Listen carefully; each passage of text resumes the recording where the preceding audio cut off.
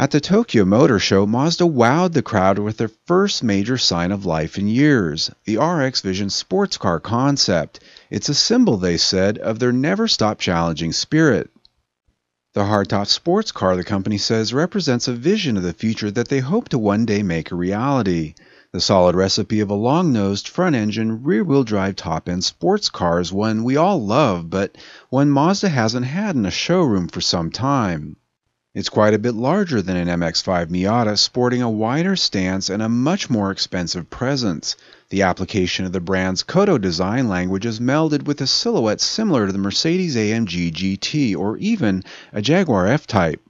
It looks mean and even Corvette-like in its attitude, with headlights that mimic half-closed or squinting eyes, and even though its face is distinctly Mazda in flavor, it rings a little bit of contemporary Maserati. So far so good on the intimidating curb appeal, but what's scary though is what's under the hood. Mazda says the RX-VISION is motivated by what they call the next generation Skyactiv R rotary engine. A rotary? This is where I scratch my head. Hasn't Mazda learned from history? This is an engine which has killed off every car it's been in, the last RX-8, the last and extremely awesome RX-7, and everything that's come before them.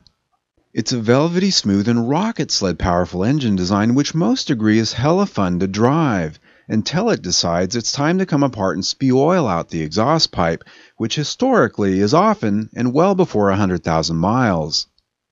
There's a reason why every new iteration of this engine is called Next Generation. It's because everyone who's owned one knows that it's a time bomb waiting to cost them money and heartache, let alone the need to carry a case of oil around in your trunk.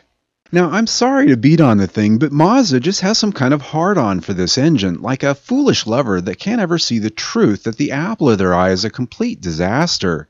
Hopefully, if the RX-VISION ever becomes a reality, they can find some other power source to make it come alive.